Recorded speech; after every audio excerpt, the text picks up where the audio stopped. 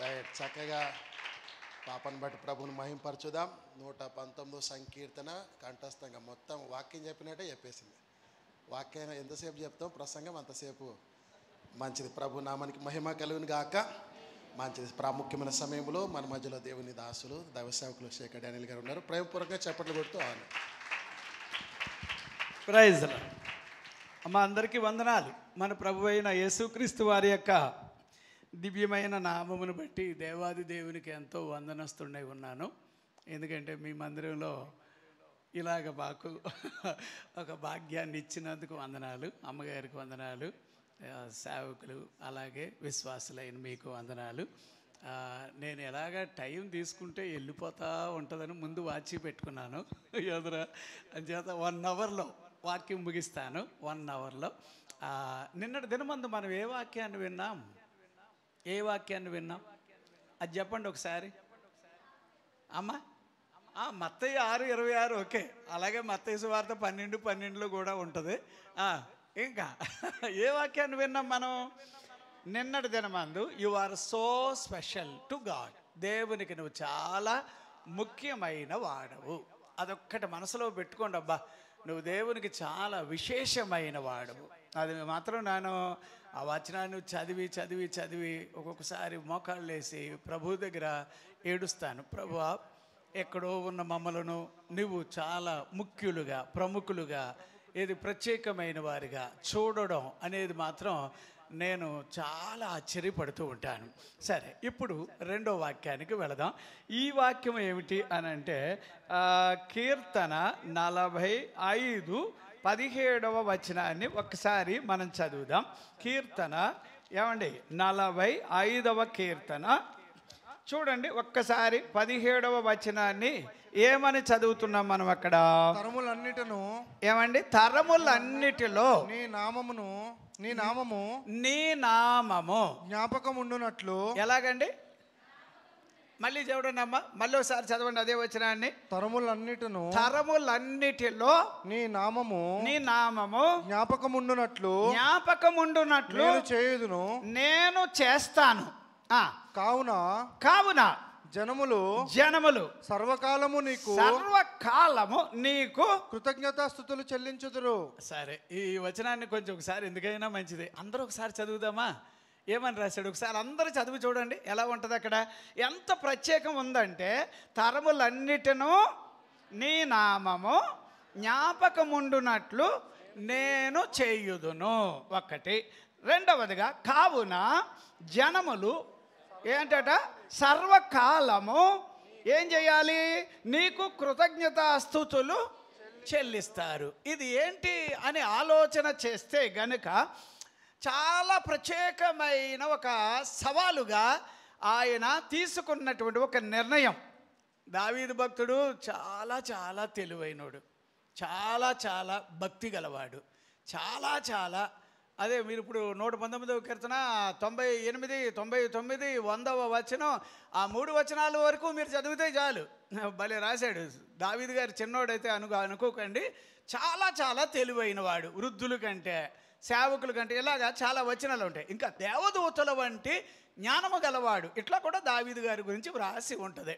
వాళ్ళ అబ్బాయి గారికి ఒక రకమైన జ్ఞానం అయితే, ఈయనకున్న జ్ఞానం ఇంకా అపరిమితమైన జ్ఞానము గలవాడు. కాకపోతే ఆయన అంటున్న మాట ఏమిటంటే, ఇక అమ్మ మీరైనా నేనైనా దమ్మున్న వారిలాగా సవాలుగా ఒక నిర్ణయం తీసుకోవడానికి ట్రై చేయండి. ఇక్కడ ఈ కీర్తనాకారుడు ఊరికే అంటలేదు. ఏమని అంటున్నాడంటే అక్కడ చూడండి, తరములన్నిటినూ నీ నామము జ్ఞాపకం ఉండిపోయేటట్టు చేస్తాను నేను. ఏమంటే తరములన్నిటిలోనూ. ఆ మాట ఎంత బాగుంది కదా. ఏమండి? అది దానికి ఇంకొక వచనాన్ని చదువుదా. అంటే దావీదు గారికి ఆ పేరు మాత్రం తాను ఉన్నంత వరకే అని అనలేదు. అన్నాడా? నేను బ్రతికినంత వరకు అని అన్నాడా? అట్లా కూడా అంటలేదు. ఏమంటాడు? తరములన్నిటిలోనూ.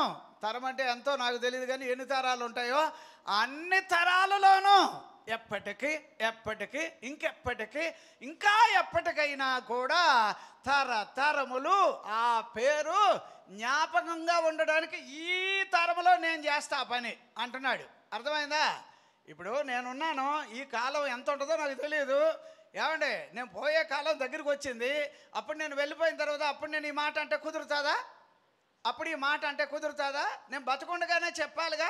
బతుకుండగా నేనండి దేవుని కోసం సవాలుగా పని చేస్తాను, సవాలుగా నేను ఒక కార్యం చేస్తాను అని చెప్పడం, దానికి తగ్గ ఏది శ్రమ అంటారా, ఒక రకంగా పరిశ్రమలాగా కష్టపడి పని చేసి ఆ విధంగా తను చాలించాడు అనుకోండి, అప్పుడు ఈ పేరుకి తగ్గ ప్రత్యేకత భూమి మీద చిరస్థాయిగా నిలిపేసి ఆయన ప్రభు దగ్గరికి వెళ్ళిపోతాడు. చూసారా ఎంత బాగుందో చూడండి.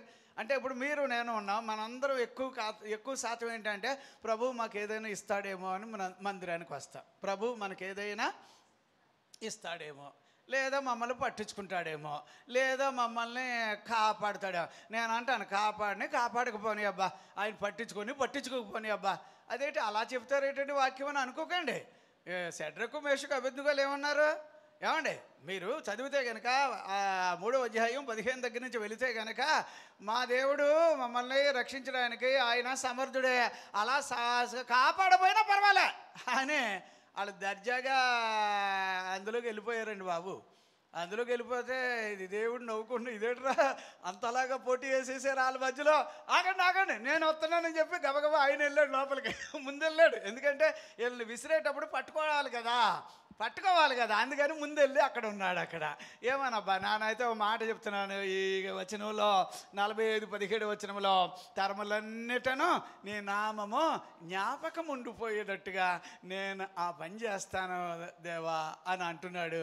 ఎంత బాగుందండి. ఏ కొడుకైనా ఏ కూతురైనా తల్లికి తండ్రికి ఓ పేరు తెచ్చే బిడ్డలుగా ఉన్నారనుకో, అక్కడికి ఆ తల్లిదండ్రులు పులకరించిపోరు, సంతోషించరా, ఆనందించరా, ఇంతకన్నా నా జీవితంలో ఇంతకన్నా గొప్ప ఏంటి అని అనరా? అంటే కావాలనో ఇంకొక రకంగాని కాదు, నిజంగా ఆప్యాయత, ప్రేమ, అనురాగాలు, బాంధవ్యాలు అలాగ కలిసి ఉన్నప్పుడు ఖచ్చితంగా మోమాటం లేకుండా, ఏమండి పిల్లలు తల్లిదండ్రుల కోసం బతికినట్టుగా, తల్లిదండ్రులు పిల్లల కోసం బతుకుతున్నట్టుగా మనమందరం కూడా మన దేవుని కోసం అలా బతకాలి. అలా బతకడం కోసం ఈ మాట అంటున్నాడు.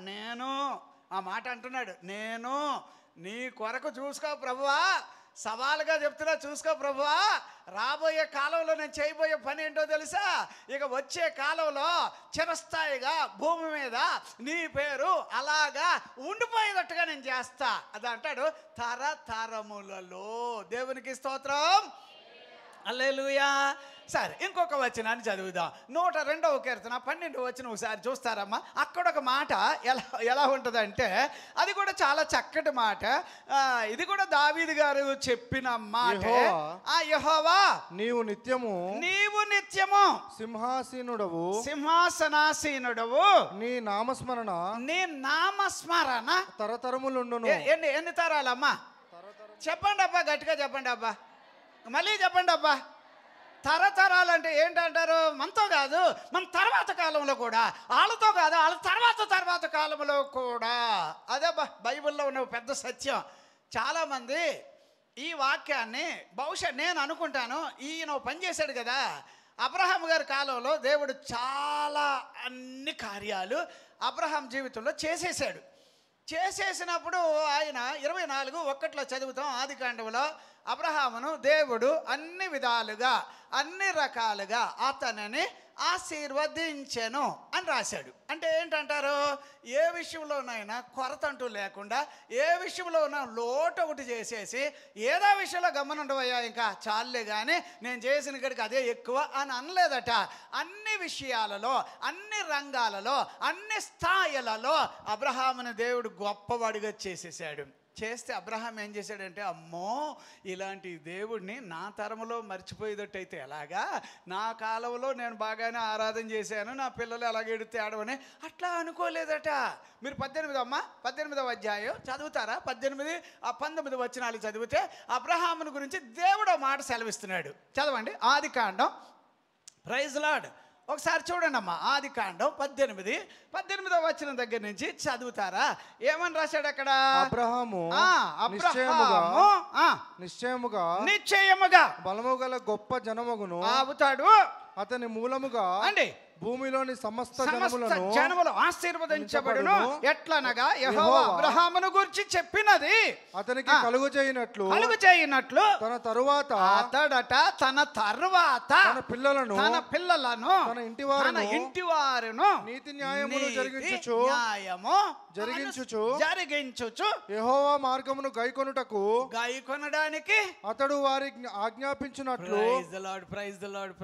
అబ్రహాం గారు చూడండి సార్, నాతో అయిపోతే చాలే, నా కాలంలో నాకు ఏదో చేశాడు కాబట్టి అది చాలే అనకుండా తాను ఏం చేశాడంటే తన తర్వాత మళ్ళీ ఎవరైనా ఉంటే వాళ్ళ తర్వాత. అందుకేనబ్బా మన దేవునికి ఒక పేరు ఉంది, అబ్రహాము ఇస్సాకు యాకోబుల దేవుడు. ఎందుకంటే అబ్రహాము కొడుకు గొప్పోడయ్యాడు అబ్రహామును బట్టి, ఇస్సాకు గారు గొప్పోడైపోయాడు ఒక విధంగా మనం ఆలోచన చేస్తే అబ్రహామును బట్టి, యాకోబు గొప్పవాడైపోయాడు ఎందుకంటే ఇస్సాకుని బట్టి. వీళ్ళ ముగ్గురులో చూడండి అదే దేవుడు అలాగ తిరుగుతానే వచ్చాడు. ఇది గమనించే యోసేపు పైకొచ్చాడు. నేనేమంటానంటే ఇప్పుడు ఈ వాక్యంలో ఒక మాట అమ్మ 135 వచనం ఒకసారి చదవండి సార్. 135 వచనం. ఇక్కడికే కొన్ని వచనాలు ఒక్క దావీదు గారి గురించి కొన్ని మనం చూడాలి, ఆ తర్వాత వాక్యంలోకి వెళదాం. అమ్మ చదవండి. యెహోవా నీ నామము నిత్యము నిలుచును. యెహోవా నీ నామము నిత్యము నిలుచును. యెహోవా నీ జ్ఞాపకార్థమైన నామము తరతరములుండును. ఎన్ని తరాలమ్మా చెప్పండి అబ్బా, గట్టిగా చెప్పండి అబ్బా, మళ్ళీ చెప్పండి అబ్బా, మళ్ళీ ఇంకోసారి చెప్పండి అబ్బా. తరతరములు నాతో మాత్రమే కాకుండా నా ఆ తర్వాత కూడా ఈయన పేరు అలాగ చిరస్థాయిగా. అది తెలుగు బైబిల్ ప్రకారంగా ఏమన్నాడు అక్కడ? ఆయన నామము ఏం కావాలంటాడు దావీదు గారు? ఎలా ఉండాలట అక్కడ చూడండి, ఎలా రాశాడు? జ్ఞాపకముండునట్లు నేను చేస్తా. ఇంతమంది ఉన్నాం కదమ్మా, ఇన్ని సంవత్సరాలు ఉన్నాం కదమ్మా, ఇంతకాలం యేసు ప్రభుతో బతికాం, ఆయన ఉప్పు తిన్నాం, ఆయన అన్నం పెడితే తిన్నాం, 5,000 నోటికి వెళుతున్నాయి. నేను అంటున్నా వెండి కంచాల్లో భోజనం చేస్తున్నా. దేవుడు మనకి అదే అని కాకుండా కొరత లేకుండా ఆయన మనకు అన్నీ చేస్తే ఏమో ఆయన పేరు నిలబెట్టడానికి ఆ మాత్రం ప్రయాసపడలేని నువ్వు ఆయన పేరు కోసం కనీసం దమ్మున్న మనిషిలాగా ఉండకుండా ఎలా పడితే అలాగ ఉంటూ మళ్ళీ దేవుడు నాకు ఏం చేయలేదు అంటే నీ ముఖానికి ఎందుకు చేయాలని నేను అంటాను. ఆలోచన చేయండి సార్. దేవా నీ పేరు కోసం నేను త్యాగం చేస్తా, నీ పేరు కోసం నేను ఏమవుతాను ఏమంటే సవాలుగా నిలబడతా. ఇక ఒక్కటబ్బా, నాకు దావీదు గారి మీద ఇంత లావు పుస్తకం రాసుకున్నా, అన్నీ 7 పాయింట్లే, 7 పాయింట్లు తీయాలని బైబిల్లో ఎప్పటి నుంచో చాలా సంవత్సరం నుంచి, అంటే పరలోకి వెళ్ళే వరకు ఈ మనిషి మన కళ్ళ ముందు కనిపిస్తూనే ఉంటున్నాడు ఇతను. సరే ఈయన మీద బాగా పట్టు సాధిద్దామని చెప్పి అదే 5 డిఫరెంట్ బుక్స్ అని ఉంటాయి కదా కలిసి ఉండేది, అందులో నేనేం చేశానంటే ఒక్కొక్క దాంట్లో ఇప్పుడు దావీదు గారు ఉన్నాడండి, ఆయన పేరు కోసం దావీదు దేవుని నామం అని ఒక టైటిల్ పెట్టి అందులో నేను చూస్తే ఒక్కొక్కటి ఎలా ఉంటుందంటే ఆ పేరు కోసం మరీ పరిగెత్తేవాడు, మరి ఆ పేరు కోసం రోషంగా ఉండేవాడు, ఆ పేరు కోసం ఏమైనా పర్వాలేదని నేను నిలబడేవాడు. అట్లాంటి ఒక 7 పాయింట్లు ఇప్పుడు చెప్తాను. ఇవి చెప్పేసి అదే వాక్యం అయిపోయిందని అనుకున్నారు, కానీ అవి ఊరికే 7 పాయింట్లు చెప్తా, కానీ అసలు వాక్యం వెళ్ళాలి. కాకపోతే ఇక్కడ టైం ఉందిలేండి, ఇక్కడ టైం ఉంది, నా దగ్గర ఉంది. మీరు అయ్యో టైం మింగేస్తున్నాడు తినేస్తున్నాడు అని అనుకోకండి, కరెక్ట్గా ముగిస్తా. సరే 7 పాయింట్లో ఫస్ట్ పాయింట్ ఎట్టా ఉంటుంది అంటే ఆయన పేరు కోసం దమ్మున్న మనిషిలాగా నిలబడతాడట. అది నాకు నచ్చింది. సవాలుగా నిలబడతాడట, అది నాకు ఇంకా నచ్చింది. తన కాలంలో కాకుండా తర్వాత కాలంలో కూడా ఈ పేరు వెళ్ళిపోవాలి, వ్యాపించాలి, తెలిసిపోవాలి అందరికని చెప్పి ఆ పేరు గురించి సార్ ఆయన పడ్డ కష్టం ఇంతంత కాదు. దేవునికి స్తోత్రం. చాలా శ్రమించాడు, చాలా ప్రయాసపడ్డాడు, చాలా కష్టపడ్డాడు. మనము ఉన్నాం, అయ్య బాబాయ్ ఆయన ఏమన్నా ఉంటే చేసుకోమనండి, అంతేగాని మేము ఆయన పేరుకి ఏం చెయ్యము. అబ్బా నాకేం బాగలేదమ్మా అలాగా. నేను చెప్తున్నా ఏమండి, దేవుని పేరు మీద మనం గిన్నెడు నీళ్ళు ఇచ్చినా కూడా ఏమున్నాయట? ఉన్నాయా అలాగని రాశాడా? లేదా గిన్నెడు కాదు కనీసం ఒక లారీ నీళ్లు పోస్తే అన్నాడా? ఏమి లేదు, గిన్నె నీళ్ళు ఇస్తే చాలరా రే, ఆ పేరు మీద నీకు చెప్పలేని దీవెనలు ఇచ్చేస్తాను, ప్రతిఫలం ఇస్తాను అంటున్నాడు. దేవునికి స్తోత్రం. అమ్మ ఈ పేరు మీద ఇంతమంది ఉన్నాం కదా మేము ఒక్కొక్కరు ఇంటికి వెళ్ళాక ఆలోచించేయండి, ఈ పేరు కోసం నేను ఏం చేశాను. ఒక్కటే సరేలే ఏం చేసావు తర్వాత సంగతి, కానీ అసలు ఈ పేరు నాకు ఏం చేసింది అది కూడా రెండు ఒక్క ఆలోచనకు మీరు వెళ్ళి చూడండి.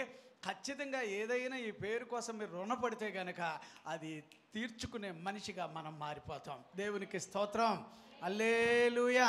అంచేత పాయింట్ నెంబర్ 1లో ఏంటంటే తరతరములు ఉండాలనే మరీ వైరాగ్యం అబ్బా, మరీ పట్టుదల అబ్బా. అట్లాంటి ఒక అభిషేకం ఈరోజు మన లార్డ్స్ గ్రేస్ చర్చికి దేవుడు దయచేయునుగాక. ఒక్కొక్కరి మీద ఒక ఆలోచన ఉండాలి. ఆ పేరు కోసం నేనేం చేశాను, ఆ పేరు కోసం నేనేం కష్టపడ్డాను, ఆ పేరు కోసం నేను ఏమి ఓడబడిశాను అనేటట్టుగా, ప్రభువా నీ పేరు కోసం నేనేమైనా సరే నేనంటూ ప్రత్యేకమైన వాడిగా నేను నిలబడతాను అనే దమ్మున్న మనిషిలాగా ఉండాలని నా ఆశ, నా కోరిక. అట్లాగే మీరు ట్రై చేసి చూడండి సార్, ట్రై చేసి చూడండి సార్. ఇదిగో ఎవరికి లేని సౌభాగ్యం దేవుడు నీకు ఇచ్చునుగాక, ఎవరికి లేని ఆరోగ్యం నీకు ఇచ్చునుగాక, ఎవరు ఊహించలేని ప్రత్యేకతలు నీకు ఈ పేరులో నీకు సరఫరా చేయబడునుగాక.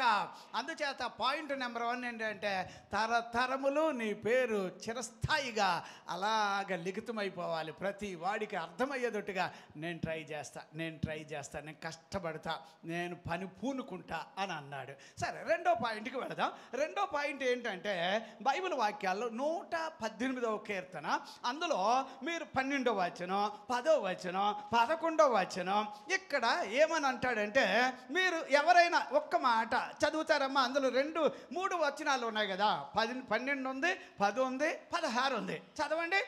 అన్యజనులందరూ నన్ను చుట్టుకొని ఉన్నారు, యెహోవా నామమును బట్టి నేను వారిని నిర్మూలము చేసేదను. ఏం చేస్తాడట చెప్పండి అమ్మా.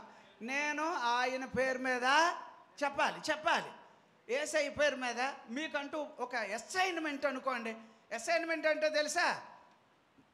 అప్పట్లో రాసేటప్పుడు మిమ్మల్ని ఎలా రాయించేవారు? తెలుగు రైటింగ్ రాసేవాళ్ళు. అప్పుడు ఎలా రాసేవారు? నేను చదువుకున్న రోజుల్లో ఈ వేలుకి కింద ఇసుక పోసేవారు. ఇసుక పోసి వేలుతో తమిళ అక్షరాలు అట్లా రాయించేవారు.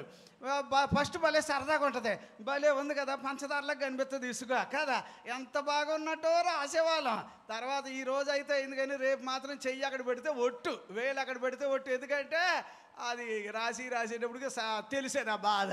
నేను ఒక పని చెప్తున్నానబ్బా, ఇప్పుడు ఈ పేరు మీద నేను శత్రువులను ఏం చేస్తానంటున్నాడు, విరోధులను ఏం చేస్తానంటున్నాడు? చెప్పండి అబ్బా, అందరూ చెప్పట్లేదు. నిర్మూలం అంటే ఏంటమ్మా? నిర్మూలం అంటే ఏదో రూమ్లో పడి తాళం వేయడం అంటారా? ఏమంటారు? నిర్మూలం అంటే లేకుండా చేయడమేనా అంటారా? ఎవరినబ్బా ఇప్పుడు ఎవరిని అలా చేస్తానంటున్నాడు? దావీదు భక్తుడు అంటున్నాడు కదా, అయ్యా నీ పేరు మీద చూసుకో, ఆ పేరుకి అడ్డొచ్చిన వాళ్ళు ఎవరైనా ఉంటే వాళ్ళ సంగతి తేలుస్తా. దేవునికి స్తోత్రం, హల్లెలూయా. నిజమేనబ్బా, దావీదు గారు ఆయన అంటేనే ప్రజలకి హడలెత్తిపోయేవారట. ఏది తెలుగు బైబిల్ ఎలాగుంటుందంటే, అంటే సింహపు గుండె గలవారు సహితము దావీదంటే హడల్ అని ఆ జకర్యాలోనో మనం అట్లాగా వచనాలు మనం చదువుతాం. నేను మాట చెప్తాను. ఇప్పుడు ఆ పేరు మీద దెయ్యాన్ని బాధ పెట్టడం మీకు చేతనవుద్దా అవదా? అయ్యో బాబోయ్, దెయ్యాన్ని బాధ పెట్టమా, అది మమ్మల్ని బాధ పెట్టవచ్చు కానీ మేము, అవునా? ఆ మాత్రం దానికి నువ్వు క్రైస్తవురాలువా? బైబిల్ వాక్యాలు 5:7 ఏమన్నాడబ్బా మార్కు సువార్తలో? ఏమంటే దెయ్యాలు వచ్చి అంటుండే, ప్రభువా ఏది మమ్మల్ని బాధ పెట్టడానికి వచ్చావా అని అంటుంటే, హాయ్ నేను మిమ్మల్ని బాధ పెట్టడానికి వచ్చాను, మనుషుల్లో ఎవరిలో ఉన్నా నేను ఊరుకోను అని అంటే, అయితే సార్ ఇక్కడ పందులు ఉన్నాయి అట్లోకి వెళ్ళిపోతాను. అప్పండి, పందుల్లో కన్నా పండుగని మనుషుల్లో ఉంటేనా అని ఎప్పుడైతే ఆయన అన్నాడో అవి గబగబా పందుల్లోకి వెళ్ళిపోయినాయి. పందులు అనుకున్నాడు, చిచి ఇదేంటి ఈ దెయ్యాలు మనలోకి వచ్చినాయి, చిచి చచ్చన్న పోతాం కానీ అవి మనలో వద్దని చెప్పి అవి చచ్చిపోయినాయట. అర్థమైందా? అది మీరు మార్కు సువార్త 5లో చదువుతాం. నేనేమంటున్నానంటే ఆ పేరు మీద ఏమండి విరోధిని ఏం చేయాలట? చెప్పండి అబ్బా, గట్టిగా చెప్పండి అబ్బా. ఎంతమంది చేస్తున్నా? అందరూ కూడా ఏమన్నారంటే, ప్రభువానికి స్తోత్రం ప్రభువా, ఇవి నాకు విరోధంగా ఉన్న వాటిని అన్నింటినీ మీరు తొక్కేయండి. అవునా? ఆయన తొక్కేతాక ఈ పేరు ఇచ్చింది. ఆ పేరు ఎందుకు ఇచ్చాడా? రే నా పేరు మీదరా నీకు ఏమేమి లోపడతా నేను లిస్ట్ ఇస్తాను రాసుకోరా అని చెప్పి బైబిల్ ఇచ్చాడు. అప్పుడు ఆ పేరు మీద ఇప్పుడు ఈయన అంటున్నాడు కదా, ఏమంటున్నాడట, ఆయన పేరు మీద విరోధులు కానీ అడ్డులు వచ్చినా కానీ ఆటంకాలు వచ్చినా వాటన్నిటినీ బుల్డోజర్లాగా తొక్కుకొని వెళ్ళిపోతాడట. దేవునికి స్తోత్రం, హల్లెలూయా. నేను అంటున్నా అమ్మ, బైబిల్ వాక్యాల్లో 16:20 ఏం రాశాడు? రోమాపత్రికలో, సమాధానకర్తకు దేవుడే సైతానని ఎక్కడా మీ పాదాల క్రింద, ఎక్కడా మీ పాదాల క్రింద. బైబిల్లో భలే రాశాడబ్బా. 135లో కూడా చదివితే ఎవడు సిగ్గుపడకుండా విరోధులు అంటే దేవతలు ఎదుట నేను నిన్ను స్తుతిస్తా, గౌరవిస్తా, మహిమపరుస్తా అని రాశాడు. అంచేత నా రిక్వెస్ట్ ఏంటంటే, ఆ పేరు కనుక నువ్వు వాడుతుంటే కనుక ఆ పేరు మీద సైతాను రాజ్యానికి లాస్ రావాలి, దేవుని రాజ్యానికి లాభం రావాలి. దేవునికి స్తోత్రం. ఎంతమంది ఆ పేరు మీద రోషంగా ఉండేవాళ్ళు ఉన్నారు చెప్పండి అబ్బా. కళ్ళు బాగా కనపడాలి ఇప్పుడు వాళ్ళకి. అలాగా లోకెళ్ళో చూడకండి. అంటే ఏదంటే మేము అనుకుంటున్నాం కానండి ఇప్పుడు వరకు అలాగే ఏం ట్రై చేయలేదు. ప్రభు నీకు అన్ని రేషన్ అంతా ఆపితే అప్పుడు తెలుస్తుంది. కొన్ని సందర్భాలు ఏంటంటే అన్నీ దేవుడు ఇచ్చేస్తూ ఉంటాడు. ఇచ్చాక వాళ్ళు అలా బద్ధకంగా ఉన్నా కూడా ఏంటో ఆయనకి ఇస్తానే ఉంటాడు. అలా కాదబ్బా. ఈ పేరు మీద రోషంగా ఉండేవాడు కావాలి. ఆ మనిషి నువ్వైతేనే దేవునికి నచ్చి ఈరోజు ఈ వాక్యాన్ని మీ దగ్గరికి తీసుకొచ్చాడు. దేవునికి స్తోత్రం. రెండవదిగా ఏమన్నాడు అక్కడ? ఏమండి ఆ పేరు మీద అయ్యా ఏమన్నాడమ్మా? చదవండి. అక్కడ 18వ అధ్యాయం, అక్కడ 118, 12వ వచనమా ఏమంటున్నాడు అక్కడ? కందిరీగల వలె అండి నా మీద ముసిరి ఉన్నారు, నా మీద ముసిరి ఉన్నారు, ముళ్ళు కాల్చిన మంట ఆరిపోవునట్లు వారు నశించిపోయిరి. యెహోవా నామమును బట్టి నేను వారిని నిర్మూలము చేసేదను. మన విరోధులు అందరి సంగతి తేలాలంటే ఈ పేరు నీ మీద ఉండాలంతే. దేవునికి స్తోత్రం, హల్లెలూయా. సంతోషంగా ఉంటే దేవునికి స్తోత్రం చెల్లిద్దామా? ప్రభా, ఇలాంటి ఒక పేరు నాకు ఇచ్చినందుకు వందనాలు. ఈ పేరు మీద నేను మాత్రం నీ పేరుకి అడ్డొచ్చిన వాళ్ళు తొక్కేస్తాను, అలాగే నీ పేరు కోసం బతుకుతున్నాను కాబట్టి నాకు ఏది అడ్డొచ్చినా ఆ పేరే వాడుకుంటా. దేవునికి స్తోత్రం. ఆ పేరు మీద తుక్కు లేపేటట్టుగా అట్లాగా అడ్డొచ్చిన వాటన్నిటిని తోసుకొని వెళ్ళిపోతా అనే ధైర్యం ఏమంటే వాక్యంలో మనం చూస్తున్నాం. ఇంకొకటి 21వ కీర్తన 7వ వచనంలో అక్కడ ఏమంటాడంటే, కొందరు ఎలాగట రథములను బట్టి, కొందరు చదవండి. కొందరు రథములను బట్టి, కొందరు గుర్రాలను బట్టి అతిశయపడతారు గాని మనమైతే మన దేవుడైన యెహోవా నామమును బట్టి. అమ్మా అప్పుడు నేను అంటున్నా సార్, ఈ వాక్యాన్ని మీరు చదివితే ఈ భక్తుడు ఏమంటున్నాడంటే, నాకంటూ ఒక గొప్ప ఉందంటే. అతిశయించడం అంటే అర్థం ఏంటమ్మా? అతిశయించడం అంటే అర్థం ఏంటి? బాగా గొప్పలు చూపించుకోవడం అనుకుందాం, అంతేనా? సరే, అతిశయించడం అంటే ఏదో దానికి ఇంకా కొంచెం గర్వం కూడా తోడవుతుందేమో అని అనిపిస్తుంది. మరి ఉంటుందేమో అలా కూడా. అతిశయించడం అంటే మాకంటేనా అని వీరత్వాన్ని చెప్పడం కూడా ఉంటుందేమో. ఏమోనబ్బా. ఈయన అంటాడు, ఆయన పేరు మీద నేను ఏం చేస్తానంటున్నాడు? అతిశయిస్తాను. తెల్లారితే ఎవరితో మాట్లాడుతున్నా ఆ పేరు యొక్క గొప్పతనాన్ని, ఆ పేరులో ఉన్న మాధుర్యాన్ని, ఆ పేరులో ఉన్న వీరత్వాన్ని అదండి ఆయన చెప్పుకుంటూ ఆ పేరు మీద నేను అతిశయిస్తానే తప్ప వ్యక్తిగతంగా నేను వేరే విషయాల్లో నేను అతిశయించను. అతిశయించడం అంటే తెలుసమ్మా, ఇప్పుడు నాకు అందం ఉంది, లేదా నాకు డబ్బు ఉంది, లేదా నాకు పొలాలు ఉన్నాయి, లేదా నాకు స్థలాలు ఉన్నాయి, ఏవేవో ప్లాట్లు ఉన్నాయి, ఏవేవో ఉన్నాయి. ఇవన్నీ చూడగానే నాకేం తక్కువ అని వేరే అడావిడి చేస్తాను చూడండి. కానీ దావీదు అంటున్నాడు, మహారాజు అయి ఉండి టన్నులు బంగారం తన ఇంట్లో ఉన్నా అవి కాదు నాకు ముఖ్యం. నాకేంటంటే నేను ఆయన పేరును బట్టి నేను అతిశయిస్తాను. అంటే అన్నిటిలో ఆ పేరుకి చాలా ప్రాముఖ్యతను ఇచ్చాడనమాట. మీ జీవితాల్లో అలా ట్రై చేసి చూడండి సార్. ఆయన పేరు కోసం రోషంగా నిలబడడానికి ట్రై చేయండి సార్. ప్రభు పెద్ద కార్యాలు మీ విషయాల్లో ఆయన తలపెట్టునుగాక. 3వ పాయింట్కి వెళదాం. 3వ పాయింట్ ఏమిటంటే 108వ కీర్తన సార్ 13వ వచనం, 18వ కీర్తన 29వ వచనం. ఇవి ఏమంటాడంటే, ఏమని రాశాడు అక్కడ చూడండి అమ్మా. దేవుని వలన అండి మేము సూర్యకార్యములు జరిగించదము. ఏం చేస్తాడమ్మా? సూర్యకార్యాలు అంటే ఏంటమ్మా? ఆ పేరు మీద ఏం చేస్తాడట?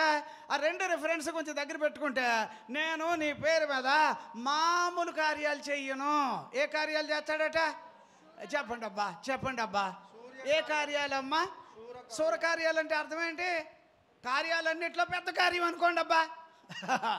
ఉన్న కార్యాలేవో అవి జరిగినాయి ఇవి జరిగినాయి నేను చెప్పాలి కానీ ఉదయం నుంచి సాయంత్రం వరకు చెప్పినా అవ్వవు అన్నీ చేసేనట్టు చేసే ఇవన్నిటికన్నా ఇంకా పెద్ద కార్యం ఉంది.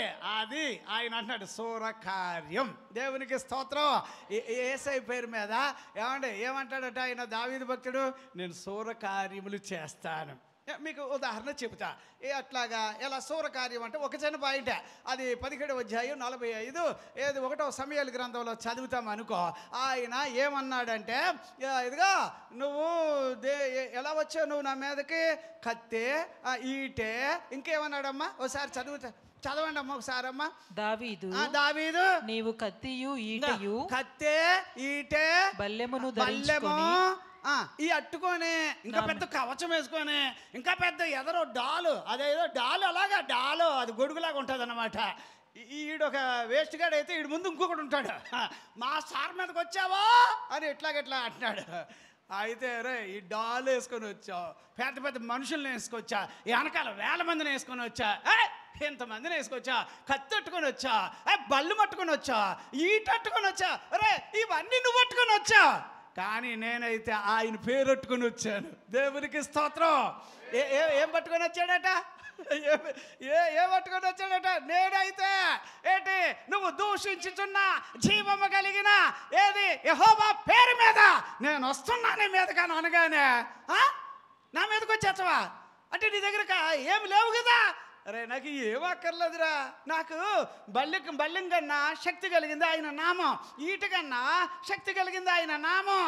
ఏమంటే నేను అంటున్నా చూడు సార్, ఆడు 6 జానల ఎంత 6 మూరల జానడట. ఇది తగిలేస్తుంది అనుకుంటా, అసలు ఇది కాదు అది తగిలేస్తుంది అనుకుంటా. మరి తిండి తింటాడు, మేకను కొత్తాడు ఒక్కడే తినేస్తాడు, అది ఇంకోళ్ళగా వాటా ఉండదు. యోగా మామూలు కాదు సార్ అలాంటి మనిషి. ఏమంటే నేను ఇవన్నీ వేసుకొచ్చానంటే ఇక చూసుకోరా, ఎలుక మీద ఏనుగు వచ్చి పడిందంటే నువ్వు లెగుతావేకా, చూసుకో నువ్వు నేను ఏనుగులాగా ఉంటే నువ్వు ఎలుకలాగా ఉన్నావు, ఏం చేయగలుగుతావంటే దావీదు అంటాడు కదా, ఈటే వద్దు నాకేమొద్దు. అసలు సౌలు గారు కూడా చెప్పాడు, నా డ్రెస్ వేసుకుని వెళ్ళబ్బా ఆయుధాలు ఉన్నాయి వేసుకెళ్ళంటే, ఈ నాకు వాడికి లేదు సార్, ఏది తెల్లారైతే ఆయన వాడికి ఏంటంటే ఆయన పేరు ఒకటే. దేవునికి స్తోత్రం. ఆ పేరు పెట్టుకుని వెళ్ళిపోయి గేర గేర గేర గేర గేర గేర గేర గేర గేర గేర తిప్పేను. చిన్నరాయి పైకి వెళితే ఎవడు గొల్యాతు ఎలాగట, గొల్యాతు పడిపోయింది. దేవునికి స్తోత్రం. ఇది ఆలోచన చేయండి సార్. ఏ కార్యాలు చేస్తాడట, సూరత్వము కలిగిన కార్యాలు, వీరత్వముతో కూడిన కార్యాలు.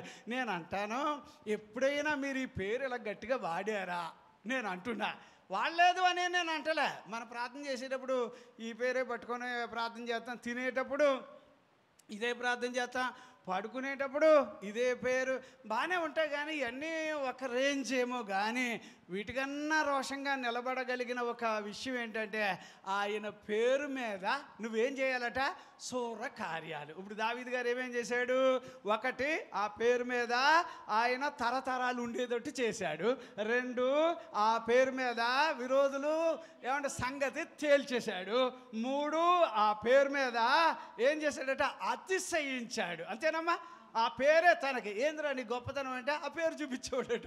పేరేం చేస్తుందయ్యా అంటే ఆ చూద్దు కానీ అని. అలాగే అవి గుర్రాల కన్నా శక్తి కలిగిన బలం కలిగిన పేరయ్యా, రథముల కన్నా ఇది విలువ కలిగిన పేరయ్యా అని చెప్పి ఆ పేరు మీద ఆయన గొప్ప గొప్ప కార్యాలు చేసుకుంటూ వెళ్ళిపోయాడట.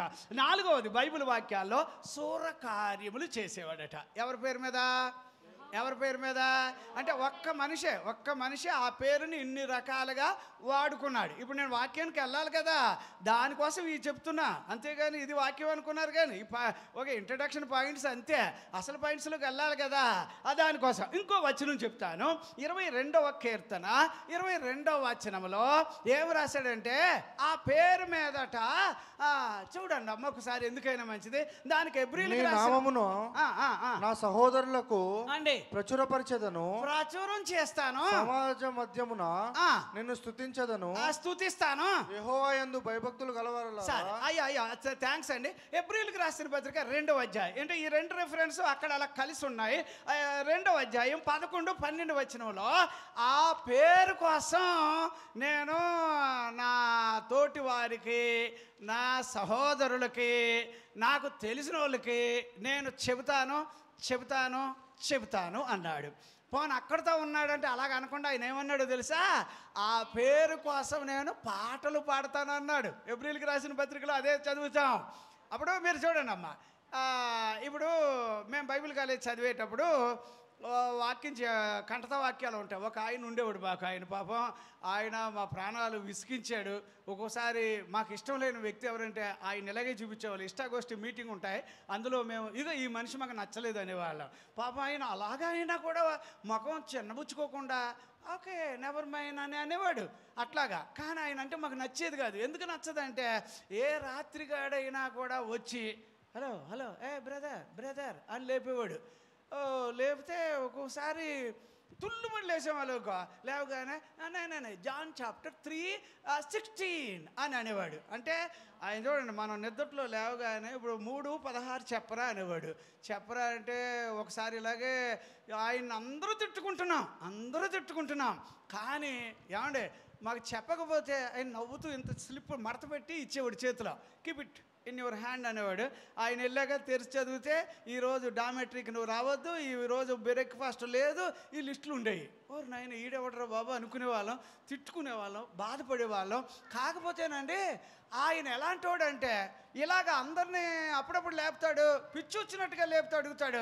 ఒకడు ఇలాగ 3వ మంచం, 3 ఫ్లోర్లు ఉంటాయి కదా, ఫస్ట్ ఫ్లోర్లో ఒకడు, 2, 3, 3వ ఫ్లోర్లో వాడిని లేపారు. లేవగానే ఫ్యాన్ పుట్టు తిరిగి దెప్ప కత్తిరించేసింది. వాడికి ఎగిరిపోయింది ఇక్కడ మొక్క. అయినా ఆయన బాధపడలే, కుట్లేయించాడు, బాగు చేయించాడు, కానీ జాలిపడలే. ఆయన వాక్యం చెప్పిస్తానే అడుగుతాడు. అప్పుడు మేమేం చేసేవాళ్ళం అంటే బాబా ఈ పాటలు మనకు ఈ వాక్యాలు రావురా, కంటతో రాదు, వీడి కంట్లో పడ్డామంటే తిండి తిన్నవాడు ఒక్కోసారి రోజంతా తిన్నిచ్చేవాడు కాదు. మన భోజనం లేదు కదా అని వదిలేస్తారంటే వదలరు, పని మాత్రం చేయాలి. బుక్కులు మొయ్యాలి, ఎవ్రీడే విత్ జీసస్ అనే బుక్స్ మేము మోసుకురావాలి, నానా బాధ పెట్టేస్తారు.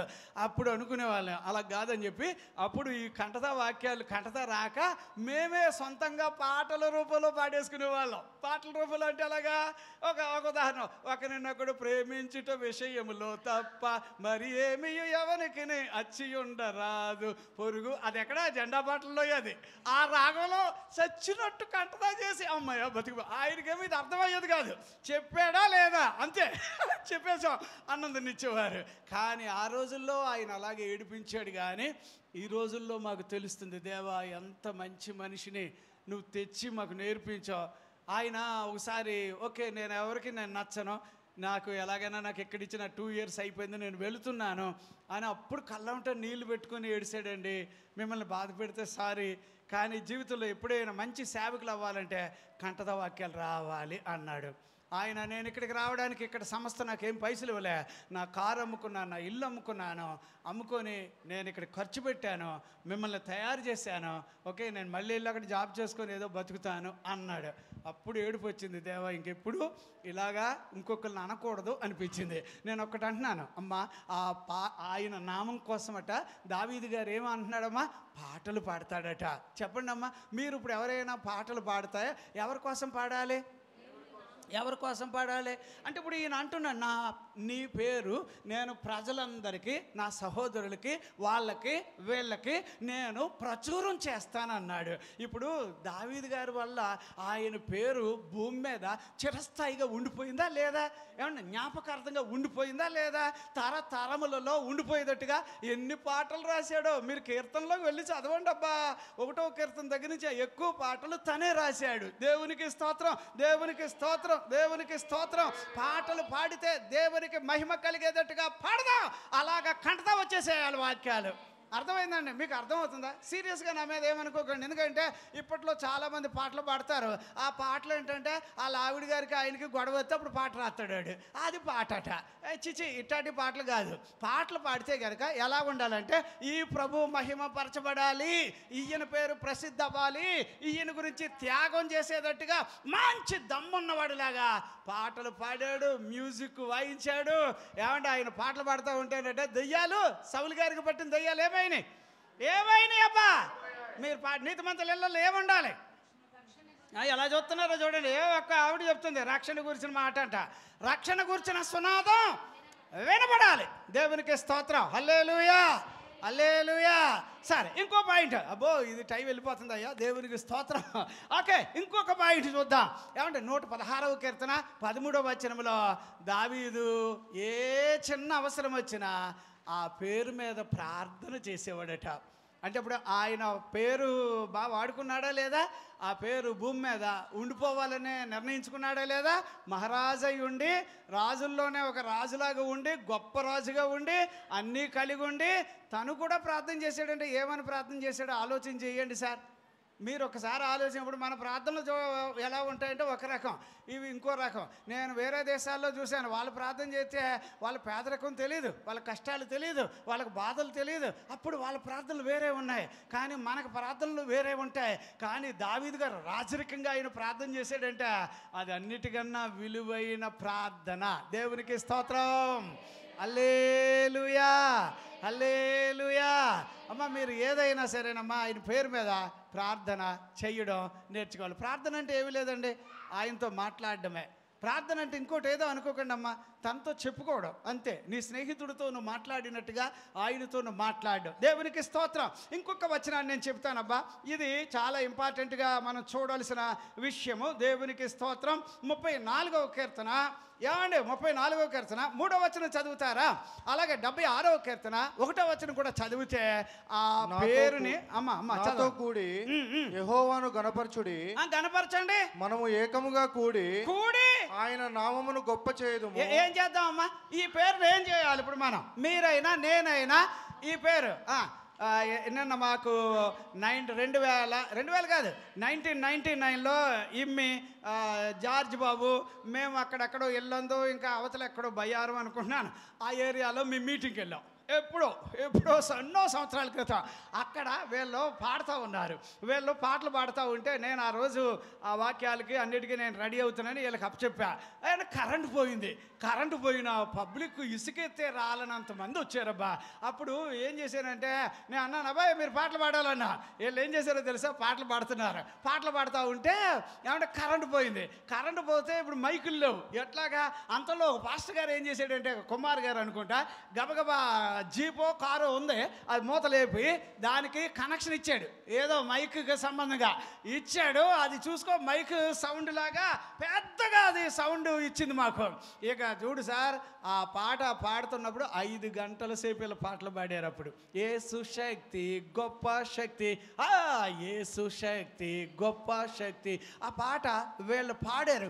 నేను నిన్నే చూపించా, ఇదిగో బాబు మీరు ఎన్ని సంవత్సరాల క్రితం ఒక చోట మనం మీటింగ్కి వెళ్ళాం చూడండి అని అంటే వీళ్ళకి చాలా సంతోషమైంది. నేను అంటాను, అమ్మ ఆ పేరు కోసం మీరేం చేయాలంటే పాటలు పాడండి. ఇక్కడ ఏమంటున్నాడు? ఇప్పుడు ఆయన పేరు కోసం ఏమంటాడంటే నేను గొప్ప చేస్తాను. ఏ చేస్తాను అంటున్నాడమ్మా? చెప్పాలబ్బా. యేసయ్య పేరుని ఏం చేయాలట? గట్టిగా చెప్పండి అబ్బా. అవును, మీ పేర్లు ఎప్పుడైనా మీరు రాసుకున్నప్పుడు పిచ్చిగీతలతో మీ పేరు రాస్తారా? పిచ్చిగీతలతోటి ఎవరు రాయరు. అయ్యి బాబో వీళ్ళ పేరు అటు కనిపించేటట్టు ఇటు కనిపించేటట్టు సైడు మళ్ళీ కలర్. ఇప్పుడు నేను రాశాను యేసయ్య పేరు గురించి రాసి ఏ కలర్ వేస్తే బాగుంటుందని కాంబినేషన్ వెతికి రాశాను. హెడ్డింగ్ పెట్టాను, భలే హెడ్డింగ్ వచ్చింది. ఆ కలర్ భలే వచ్చింది. అంటే నేను అంటున్నా మన పేర్లు చాలా మంచి పేర్లే, కానీ మన అందరి పేర్లు కన్నా ఎప్పటికీ మంచి పేరు ఎవరి పేరు? యేసయ్య పేరు. ఆ పేరు ఎప్పుడు ఎలాగ ఉండాలట? గొప్పగా. ఆ పేరు కోసం నేను చాలా గొప్పగా ఉండాలని, ఉన్నతంగా ఉండాలని, ప్రసిద్ధి అవ్వాలని నేను కష్టపడతా ఆ పేరు కోసం అని దావీదు నిర్ణయం తీసుకున్నాడు. దేవునికి స్తోత్రం.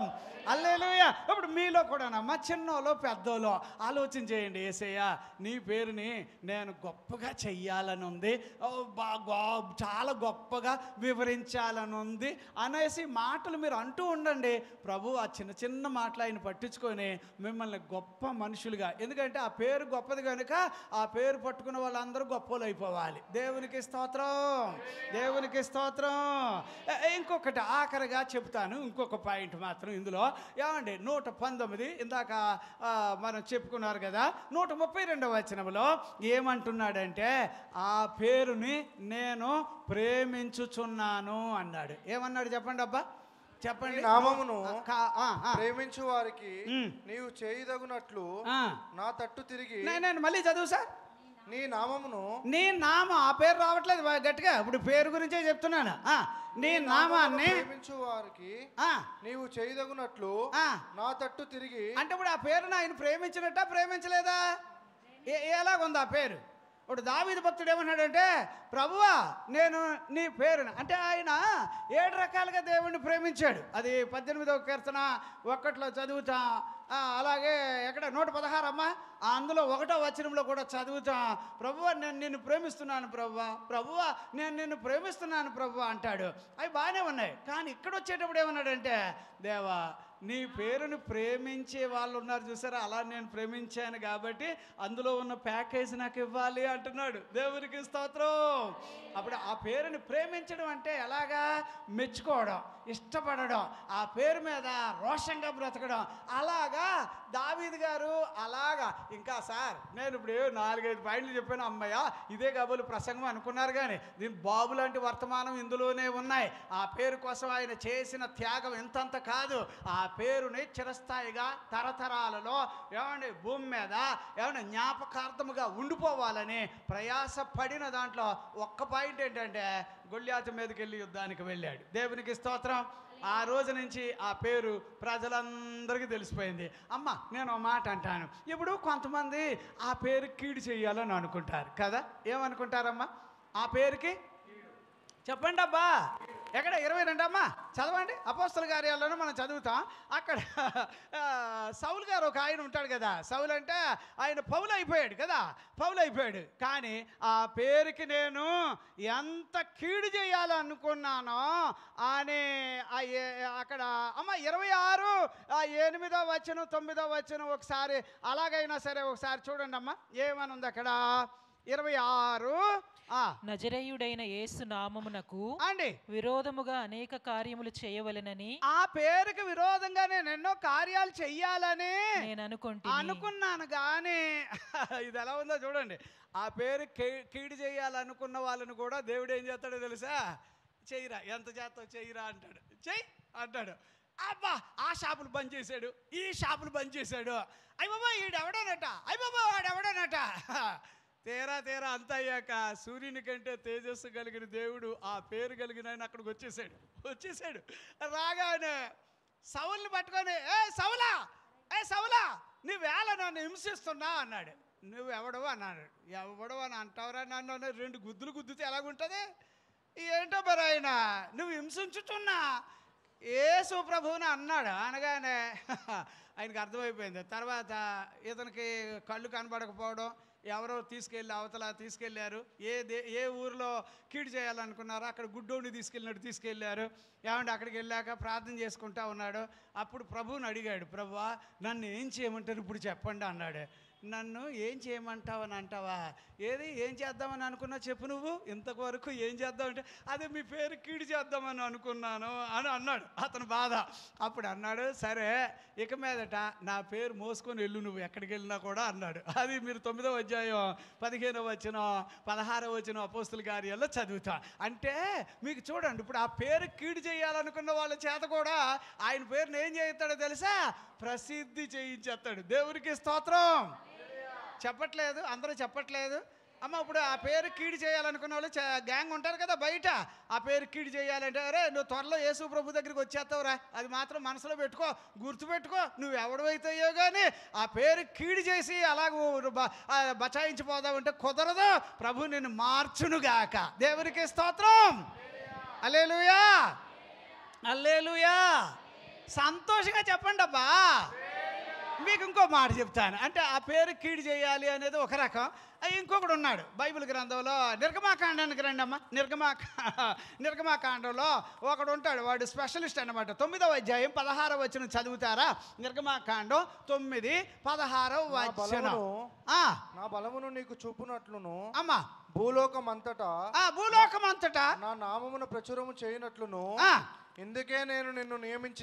ఎందుకమ్మా? ఎవరినే? ఫరోనట. మీరు బైబిల్ గ్రంథంలో ఇంకా రోమాపత్రిక 9:17 వచనం కూడా కంబైన్, ఈ 2 వచనాలు దగ్గర పెట్టుకుంటే ఈ ఫరోని దేవుడు ఎందుకు పెట్టాడంటే ఆ పేరు కీడు చేయాలని ఆడు అనుకుంటున్నాడు. ఎవరో? ఫరో. కానీ దేవుడు అన్నారు చెయ్యరా, ఎంత చేసినా ఆ పేరులో నువ్వు కీడు చేయాలని అనుకున్నదల్లా రాబోయే రోజుల్లో ప్రపంచమంతా, అక్కడ తెలుగు భాషలో రాశాడు ఏమంటట, లోకమంతా నా పేరు ప్రసిద్ధి అవ్వడానికి నిన్ను ఎన్నుకున్నాను నేను అన్నాడు. దేవునికి స్తోత్రం. అంటే కొంతమంది ఉంటారు మరీ కీడు చేయాలని, ఆ కీడు చేసేవాడి ద్వారా కూడా నేను కీడు చేస్తున్నానని నాకు తెలియదు. అర్థమైందా?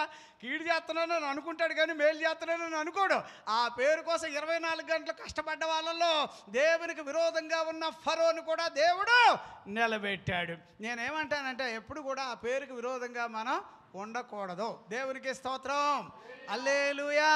ఆ పేరు మనుషులకు మేలు చేయడానికే ఉంది.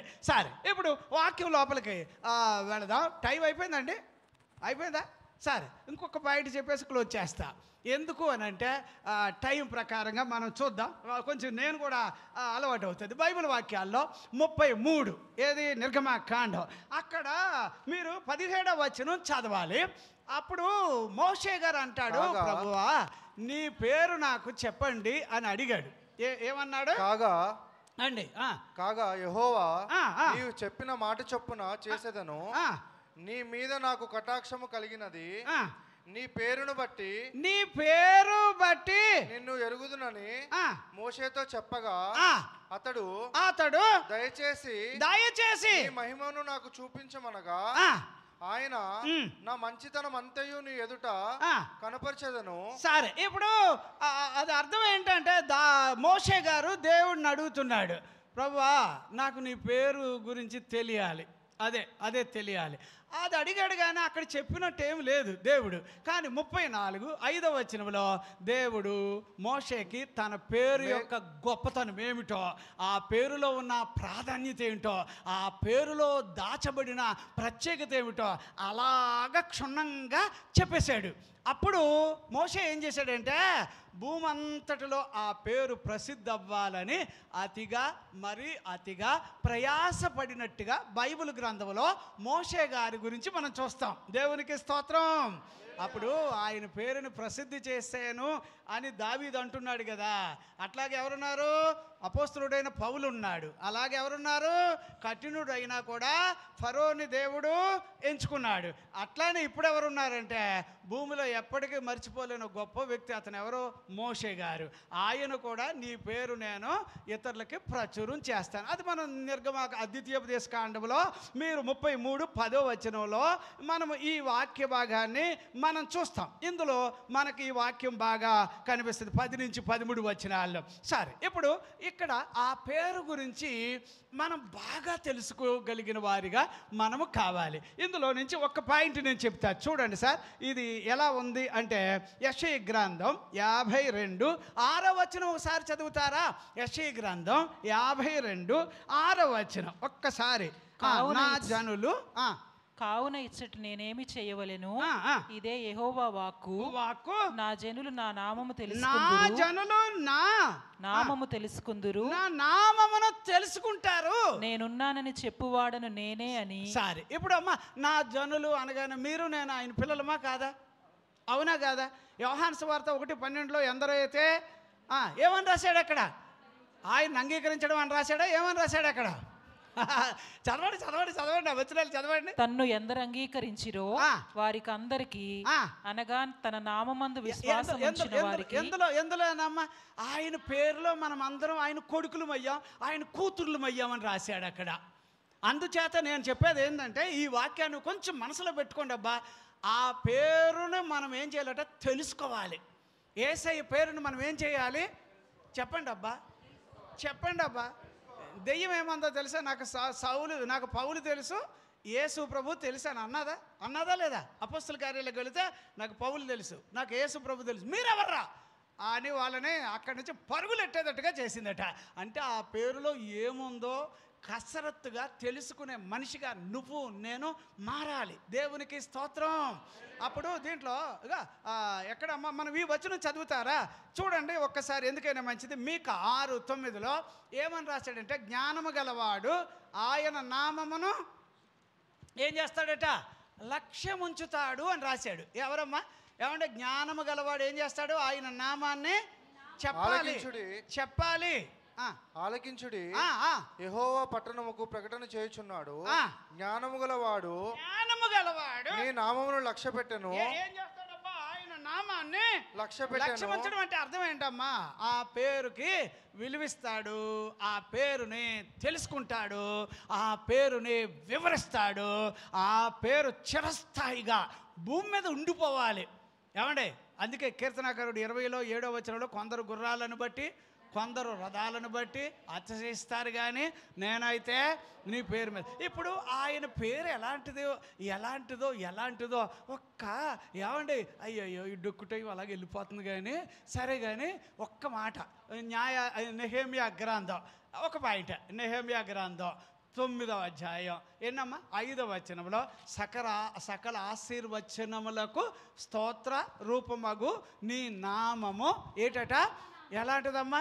అప్పుడు ఆ పేరు ఎలాంటిదంటే ఆ పేరులోనే నీకు అన్నీ ఉంటాయబ్బా, ఆశీర్వాదాలు ఉంటాయబ్బా, ఘనమైన నామం అన్నాడబ్బా, చాలా ప్రత్యేకతలు ఉంటాయి.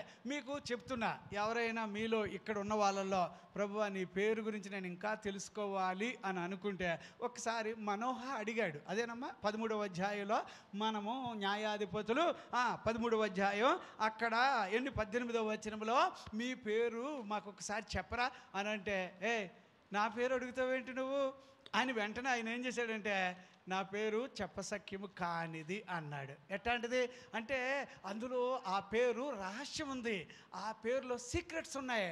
ఆ పేరులో అమ్మా బైబిల్ వాక్యాల్లో యోహాను సువార్త 20:31 వచనంలో ఆ పేరుకి చావు ఉండదట. ఆ పేరు జీవము కలిగిన పేరు అని రాశాడు. ఇంకా నన్ను వెళితే కనుక ఇలాగే వెళ్ళిపోతూ ఉంటాం. కాకపోతే దేవుని పేరు కోసం మీరు ఏది చదివారు? 45 కీర్తన ఎన్నో వచనం? 17వ వచనం. అది మాత్రం మనసులో పెట్టుకొని ఆ పేరు చిరస్థాయిగా జ్ఞాపకార్థముగా ఉండిపోవడానికి, తరతరాలు ఆ పేరు గుర్తింపు కలిగినదిగా ఉండిపోవడానికి మీరు ప్రయత్నం చేద్దాం, నేను కూడా ప్రయత్నం చేద్దాం, మనందరం కష్టపడదాం, ఆ పేరును గొప్ప చేద్దాం, ఆ పేరుని ప్రసిద్ధి చేద్దాం. పాటల రూపంలో ఏమండి పెద్ద పెద్ద కార్యాలు జరిగిపోతాయి మా పేరులో. ఆ పేరులో మీరు కావాలంటే అపోస్తుల కార్యాలు ఏమండి నేను అంటున్నా, వెండి బంగారాల కంటే ఏమండి విలువైన పేరని 3వ అధ్యాయం 5-6 వచనాల్లో చదువుతాం. 3వ అధ్యాయం 16వ వచనంలో చదివితే అక్కడేమంటాడు? మీరు చూచి ఎరిగి ఉన్న వీనిని మేం కాదయ్యా బాగు చేసింది, ఆ పేరు వచ్చి ఇతను బాగు చేసింది అన్నాడు.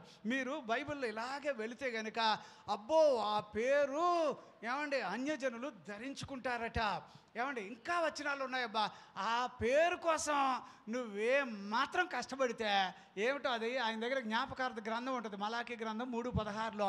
అందులో రాసుకుంటాడు, నా పిల్లోడు నా కోసం కష్టపడ్డాడు, మా అబ్బాయి నా కొరకు త్యాగం చేశాడు అని చెప్తారు. అంచేత ఏమో ఆ పేరు మీద మాత్రం చాలా కష్టపడేవారిగా, ప్రయాసపడేటట్టుగా, చిరస్థాయిగా ఉండిపోయేటట్టుగా, ఆ పేరు కోసం మోమాటం లేనివారిగా, దమ్మున్న మనిషిగా ప్రభు కోసం బతుకుదాం. దేవుడి వాక్యాన్ని మన వినికిడిలో ఆశీర్వదించునుగాక.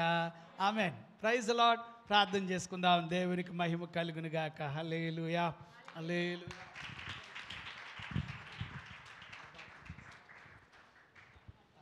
Praise the lord. హల్లెలూయా. మోకరిద్దాం ప్రభు సన్నిధిలో.